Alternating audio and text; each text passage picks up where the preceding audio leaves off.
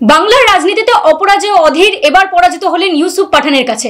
কেন হারলেন অধীর রঞ্জন চৌধুরী? আমাদের সঙ্গে এই মুহূর্তে রয়েছেন দ্য ওয়ালের editor in chief Shankhadeep Das. শঙ্খদা, আপনাকে জিজ্ঞেস করব, আমরা বারংবার গিয়েছি বহরমপুর, কোথাও গিয়ে মনে হয়নি হাওয়া অধীরের বিরুদ্ধে ঘুরছে, কিন্তু এই যে হার হলো, কি কারণ হলো বলে মনে হচ্ছে? না দেখো, বহরমপুরে গিয়ে তো তুমি শুধু বুঝবে না যে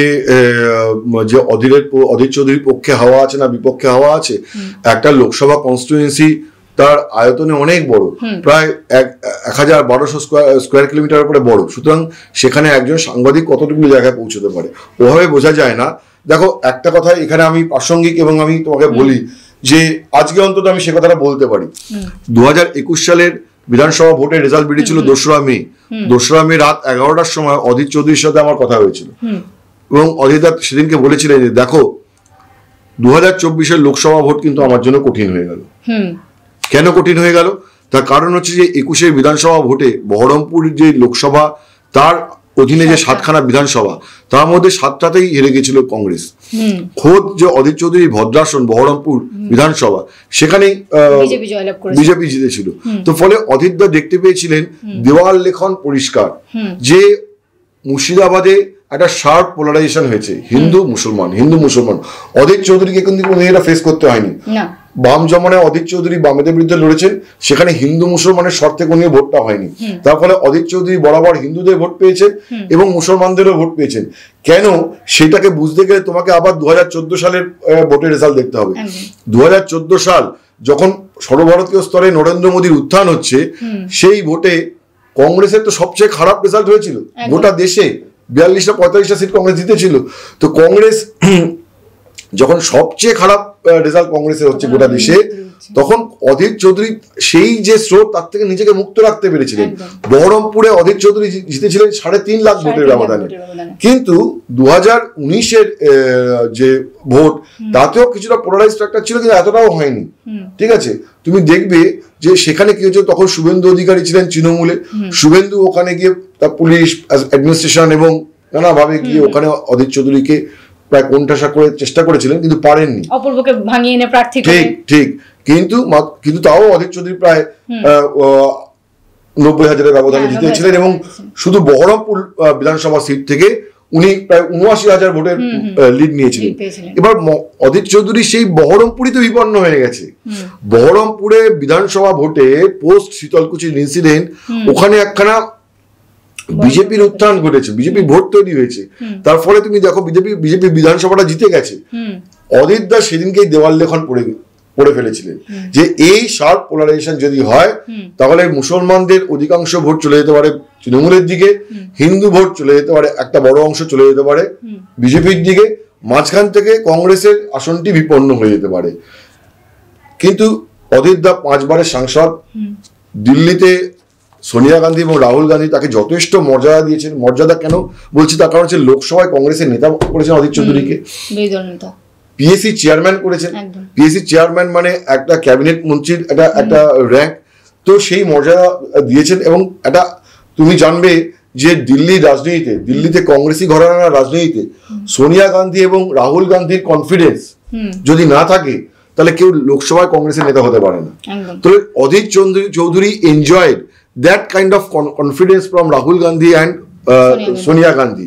কিন্তু তারপরে অধীর দা চেষ্টা করেছেন যে এই যে পোলারাইজ ফ্যাক্টরটাকে কাটিয়ে দিয়ে উনি দেখবে এবারেও বারবার প্রচারে গিয়ে বলেছেন সিএ এখানে কোনো ইস্যু নয়, ঠিক আছে, ইত্যাদি প্রভৃতি, কিন্তু পারেননি। তাও তো সেই শব্দ চক্রবুয়ের অভিনমন্যই হলেন এবং সেখানেই তো দেখা গেল না যে তুমি দেখো না, আজকে তুমি দেখো বিজেপিও ওখানে হ্যান্ডফুল অফ ভোট পেয়েছে, ভালো ভোট পেয়েছে এবং অধীর দা ৮০-৮৫ হাজার ভোটেই হেরেছেন। তার মানে কি, যে এই যে ভোট বিজেপি এবং তৃণমূলের যে একটা পোলারাইজড হলো, তার মাঝখানে হেরে গেলেন অধীর চৌধুরী। তো অধীর দার আজকে যে বক্তব্য আমি দেখেছি, উনি বলেছেন যে ৫ বার জিতেছি, আমি তো মানে অপরাজয় নই, তো হেরেছি, চেষ্টা করেছি হেরে গেছি। কিন্তু এইটা উনি বুঝতে পেরেছিলেন অধীর চৌধুরী আজকে যে হেরে যাওয়াটা, সেটা ডেফিনেটলি পশ্চিমবঙ্গের কংগ্রেসের জন্য একটা গ্রেট লস।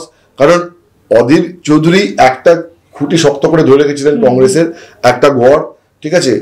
আর কংগ্রেস উপনির্বাচনে বাইরন বিশ্বাসের মতো ক্যান্ডিডেটকে জয়লাভ করিয়েছিলেন। তার কারণ হচ্ছে যে তখন ওখানে তো বিজেপি ফ্যাক্টর ছিল না সাগরদিঘির ভোটে।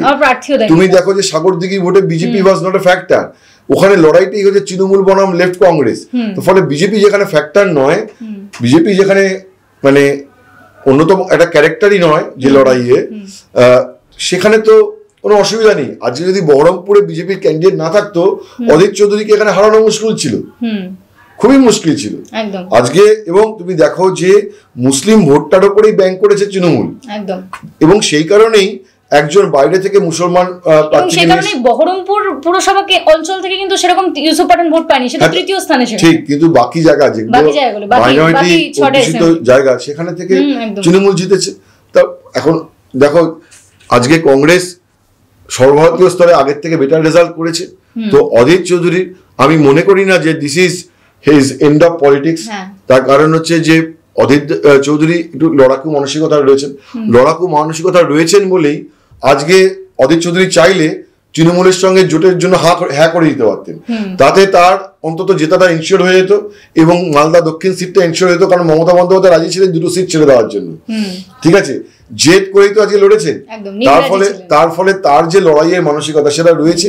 আমার মনে হয় যে আগামী দিনে কে বলতে পারে যে কংগ্রেস কোন একটা স্টেট থেকে অধীর চৌধুরীকে অত রাজ্যসভার মেম্বার করে দিল। ঠিক আছে, ফলে অধীর চৌধুরী হেরেছেন ঠিকই, ফলে রাজনীতি থেকে এখনো অবসর বা সন্ন্যাস নেবেন এইটা ভাবলে ভুল হবে।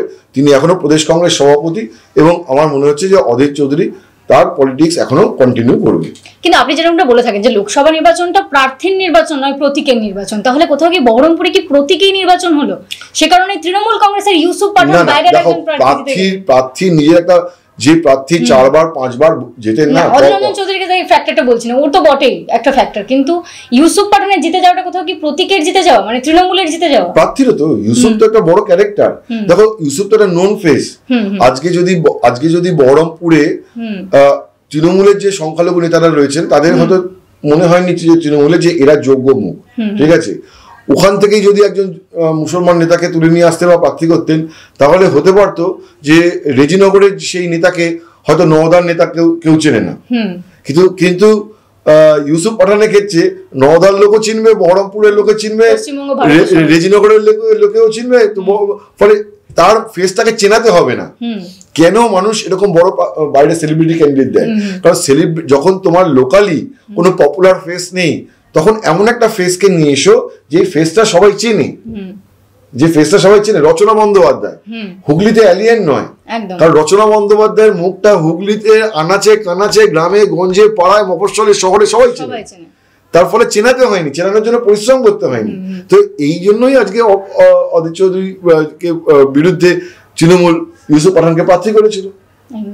এবং তুমি যেটা বলছো যে প্রার্থী প্রতীকের ভোট এবং প্রার্থীর ভোট, দেখো এখানে ডেফিনেটলি নিশ্চয়ই ইউসুফের নামেও কিছু ভোট হয়েছে এবং প্রতীকেও ভোট হয়েছে। আবার বহরমপুরে 4বার 5বার জিতে যাওয়া একজন সাংসদ, তার একটা নিজস্ব ভোট ব্যাংক তৈরি হয়ে যায়। অধীর চৌধুরীর নামে একটা ভোট পড়ে। যেমন তুমি দেখবে বীরভূমে শতাব্দী রায়, তারা 3বার সাংসদ, বীরভূমে দেখবে শতাব্দীর নামে একটা ভোট তৈরি হয়ে গেছে।